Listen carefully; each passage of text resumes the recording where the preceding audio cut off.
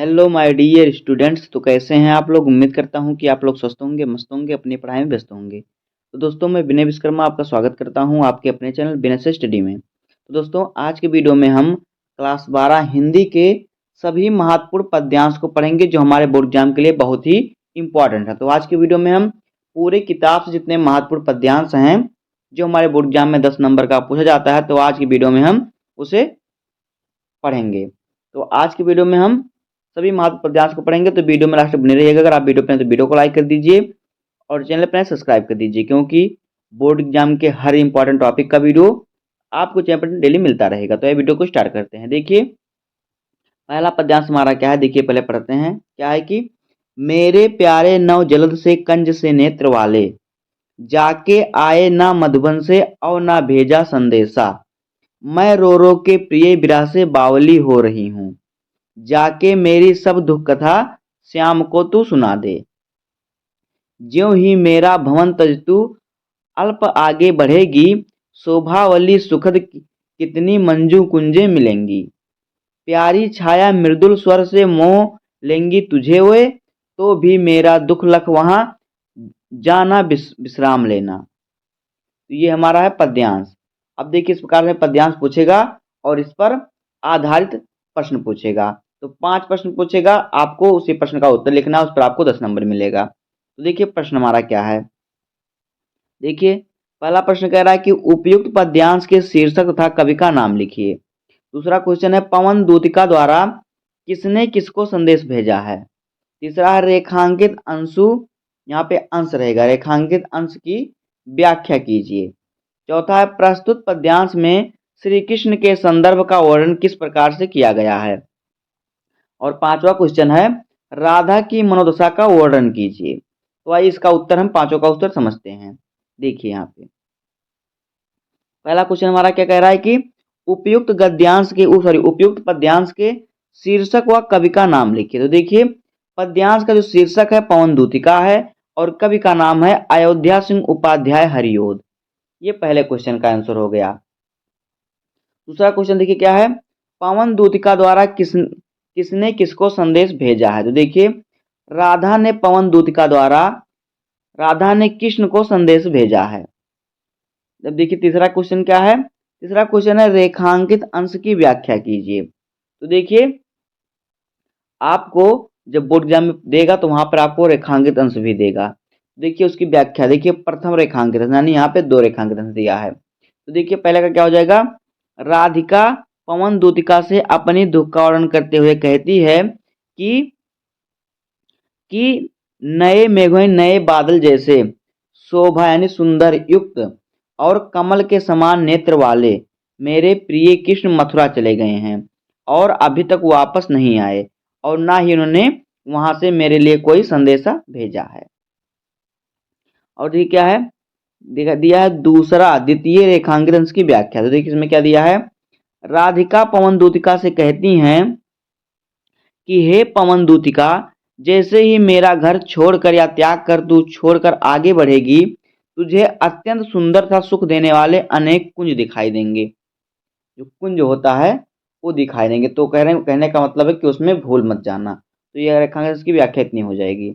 उसके बाद देखिए क्वेश्चन नंबर चौथा क्या है, कह रहा है कि प्रस्तुत पद्यांश में श्री कृष्ण के संदर्भ का वर्णन किस प्रकार किया गया है। तो उत्तर देखिए, कृष्ण आकाश में छाए नवीन मेघों के समान रूप वाले तथा उनके नेत्र कमल के समान हैं, ये इसमें कहा गया है। दूसरा देखिए अगला क्वेश्चन, क्वेश्चन नंबर 5, राधा की मनोदशा का वर्णन कीजिए। तो देखिए, राधा श्री कृष्ण के विरह में रो रो के पागल हो रही हैं। बावली का अर्थ होता है पागल होना। तो ये हो गया एक। अब देखिए अगला गद्यांश, सॉरी अगला पद्यांश, यहाँ पे है गद्यांश नहीं पद्यांश है ये सब। तो देखिए महत्वपूर्ण पद्यांश है क्या, पौंदुतिका में एक और देखिए, कोई प्यार कोई प्यार कुसुम कम्हाला गेहूं में जो पड़ा हो, तो प्यार के चरण पर ला डाल देना उसी को, यों देना ये पवन बतला फूल सी एक बाला, म्याल हो कमल पंख को चूमना चाहती है। ये है पद्यांश। अब देखिए इस पर आधारित प्रश्न। देखिए प्रश्न क्या है, उपयुक्त पद्यांश का संदर्भ लिखिए। दूसरा है प्रस्तुत पद्यांश में राधा ने अपनी तुलना किससे की है। और तीसरा है रेखांकित अंश की व्याख्या कीजिए। चौथा है श्री कृष्ण के कमलवत चरणों को कौन चूमना चाहता है। और पांचवा क्वेश्चन है कि राधा पवन दूतिका से मुरझाए हुए पुष्प के माध्यम से क्या संदेशा भेजना चाहती है। अब देखिए उत्तर, देखिए यहाँ पे देखिए प्रश्न और उत्तर को पढ़ेंगे हम। देखिए प्रश्न क्या है, उपयुक्त पद्यांश का संदर्भ लिखिए। तो देखिए प्रस्तुत पद्यांश हमारी पाठ्य पुस्तक पद्य भाग में संकलित पवन दूतिका नामक शीर्षक से लिया गया है, जिसके रचयिता महाकवि अयोध्या सिंह उपाध्याय हरिओद जी हैं। ये हो गया पहला क्वेश्चन। अब देखिए दूसरा क्वेश्चन क्या दिया है, रेखांकित अंश की व्याख्या का। तो मैं देखिए हमें रेखांकित अंश दिया रहेगा, उसकी व्याख्या करना। यहाँ पे हमने रेखांकित अंश नहीं दिया क्योंकि आपके बुक में दिया है। तो देखिए रेखांकित अंश की व्याख्या, राधा पवन से कहती हैं कि हे पवन, कृष्ण के घर पहुंचकर यदि कोई मुरझाया हुआ सुंदर फूल वहां पड़ा मिले तो उसे कृष्ण के चरणों में ला रख देना। इस प्रकार तू उन्हें बता देना कि इस फूल के समान विरह में मुरझाई हुई एक राधा आपके कमल के समान कोमल चरणों को चूमना चाहती है। शायद उसे मुरझाए हुए फूलों को देखकर उन्हें उन्हें क्या हो, उन्हें मेरी याद आ जाए, ऐसा उन्होंने कहा। अगला देखिए क्या है, अगला क्वेश्चन देखिए क्या है। तीसरा नंबर क्वेश्चन है कि प्रस्तुत पद्यांश में राधा अपनी तुलना किससे की है। तो देखिए प्रस्तुत पद्यांश में राधा ने अपनी तुलना श्री कृष्ण के पैरों में पड़ी हुई मुरझाई फूल से की है। चौथा क्वेश्चन देखिए क्या है, श्री कृष्ण के कमल चरणों को कौन चूमना चाहती है या कौन चूमना चाहता है। तो देखिए श्री कृष्ण के कमल चरणों को राधा चूमना चाहती है। अगला क्वेश्चन है कि राधा को पवन दूतिका से मुरझाई हुई पुष्प के माध्यम से क्या संदेशा देना चाहती हैं। राधा पवन दूतिका से जो मुरझाई हुई पुष्प है उसके माध्यम से उसके द्वारा क्या संदेश भेजना चाहती हैं श्री कृष्ण को। तो देखिए राधा पवन दूतिका से मुरझाए हुए पुष्प के माध्यम से कृष्ण को संदेशा भेजना चाहती हैं कि वह भी उनके विराम ने पुष्प की तरह मुरझा गई, यानी उनके विरह में, यहाँ पर रहेगा विरह, तो उनके विरह में राधा भी जिस प्रकार से पुष्प मुरझाया है उसी प्रकार से श्री कृष्ण के विरह में प्रेम में राधा भी मुरझा उठी हैं। अब देखिए अगला पद्यांश क्या है। अगला पद्यांश देखिए क्या है, यहाँ पे देखिए कह रहा है कि निज जन्म जन्म में सुने जीव यह मेरा, धिक्कार उसे था महास्वार्थ ने घेरा। 100 बार धन्य वह एक लाल की माई, जिस जननी ने है जना भरत सा भाई। पागल सी प्रभु के साथ सभा चिल्लाई, 100 बार धन्य वह एक लाल की माई। तो ये हमारा है पद्यांश। अब देखिए इस पर आधारित प्रश्न में क्या क्या दिया हुआ है, तो उसके बाद इसका उत्तर देखते हैं। तो देखिए प्रश्न क्या है, पहला प्रश्न क्या कह रहा है कि प्रस्तुत पद्यांश के शीर्षक तथा कवि का नाम लिखिए। दूसरा है रेखांकित अंश की व्याख्या कीजिए। तीसरा है कैकेयी स्वयं को धिक्कारती हुई क्या कहती है। और चौथा है प्रभु राम के साथ कैकेयी के अपराध का अपमार्जन करते हुए सभा क्या चिल्ला उठी। और पांचवा क्वेश्चन है कि कैकेयी के प्रायश्चित के उपरांत श्री राम उनसे क्या कहते हैं। तो देखिए इसका उत्तर समझते हैं। देखिए पहला क्वेश्चन क्या कह रहा है कि उपयुक्त पद्यांश के शीर्षक तथा कवि का नाम लिखिए। तो देखिए जो पद्यांश है इसका शीर्षक है कैकेयी का अनुताप, और इसके जो कवि हैं वो है मैथिली शरण गुप्त। दूसरा है रेखांकित अंश की व्याख्या कीजिए। तो देखिए रेखांकित अंश की व्याख्या में क्या करना है, देखिए किस प्रकार से है। कैकेयी स्वयं को धिक्कारते हुए कहती है कि मैं सदगति ना पाऊं और जन्म जन्मांतर में मेरा प्राण यही सुनते रहे कि रघुकुल की उसे रानी को धिक्कार है, जिसे घोर स्वार्थ ने घेर कर ऐसा अनुचित काम कराया कि उसने धर्म का विचार बिल्कुल छोड़ दिया और अधर्म का आचरण किया। अगला क्वेश्चन देखिए क्या है, कैकेयी स्वयं को धिक्कारती हुई क्या कहती है। तो देखिए उत्तर, कैकेयी स्वयं को धिक्कारती हुई कहती है कि मैं सगदी ना पाऊं और जन्म जन्मांतर तक मेरे प्राण यही सुनते रहें कि रघुकुल की एक रानी ने स्वार्थवश ऐसी अनुचित काम किया, ऐसा अनुचित काम किया। अगला क्वेश्चन देखिए क्या है, क्वेश्चन नंबर 4 देखिए। प्रभु राम के साथ कैकेयी के अपराध का अपमार्जन करते हुए सभा क्या चिल्ला उठी? उत्तर देखिए, प्रभु राम के साथ कैकेयी के अपराध का अपमार्जन करती हुई सभा चिल्ला उठती है कि भरत जैसे महान धर्मशाला पुत्र को जन्म देने वाली माता धन्य है और सैकड़ों बार धन्य है। अगला क्वेश्चन देखिए क्या है, क्वेश्चन नंबर 5 क्या है कि कैकेयी के प्रायश्चित के उपरांत श्री राम उनसे क्या कहते हैं? उत्तर देखिए, कैकेयी के प्रायश्चित के उपरांत यानी बाद श्री राम उनसे कहते हैं कि तुम अभागिनी नहीं हो, वह माता तो सौ सौ बार धन्य है जिसने भरत जैसे भाई को जन्म दिया।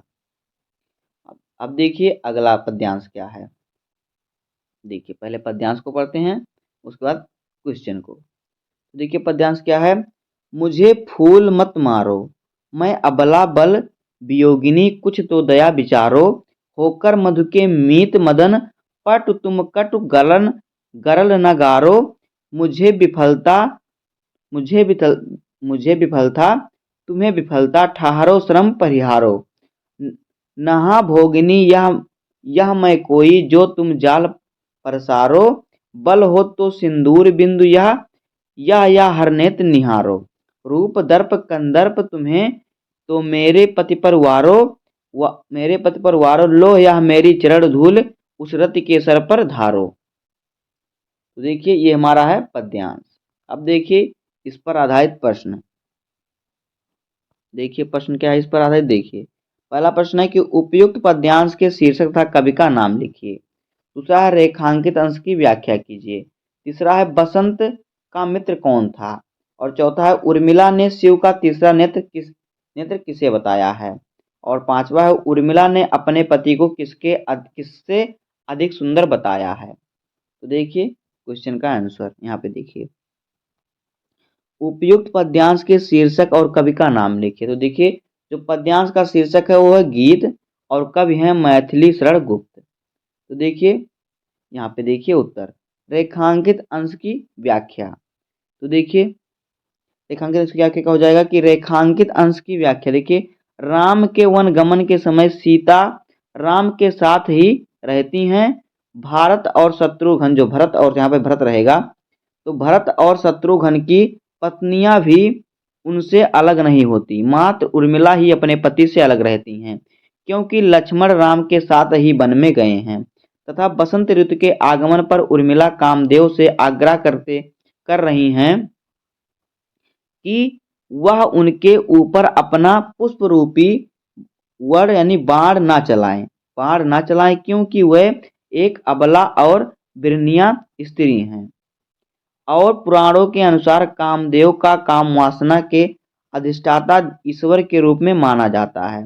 कामदेव का सीधा सहयोग वसंत ऋतु से है, वह कोयल नामक पक्षी है तथा लड़ाई के अस्त्र शस्त्र फूल से बनी हुई है, धनुष और बाण है, इसलिए उर्मिला फूलों से ना करने के लिए आग्रह कर रही हैं। अब देखिए अगला क्वेश्चन है कि बसंत का मित्र कौन है। तो देखिए बसंत का मित्र कामदेव हैं। चौथा नंबर क्वेश्चन है कि उर्मिला ने शिव का तीसरा नेत्र किसे बताया है।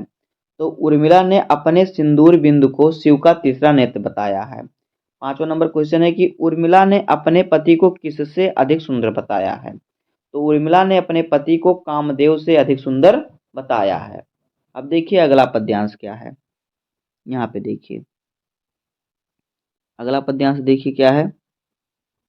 देखिए, कौन हो तुम संस्कृति जलनिधि तीर, तरंगों से फेंकी मणि एक, कर रहे निर्जन का चुपचाप प्रभा की धारा से अभिषेक, मधुर विशांत और एकांत जगत का सुलझा हुआ रहस्य, एक करुणामय सुंदर मौन और चंचल मन का आलस्य।